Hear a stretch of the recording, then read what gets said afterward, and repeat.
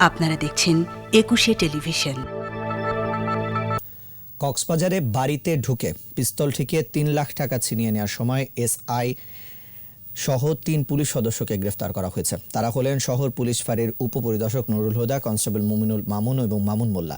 শহরের মধ্যম কুতুবদিয়া পাড়ায় এই ছিনতাইয়ের ঘটনা ঘটে। ছিনতাইয়ের শিকার রোজিনা খাতুনের স্বামী রিয়াজ আহমেদ জানান, খুরুশকুলে প্রধানমন্ত্রীর আশ্রয়ণ প্রকল্পে গ্যাসের দোকান করার জন্য তার স্ত্রী ওই টাকাগুলো সংগ্রহ করেন।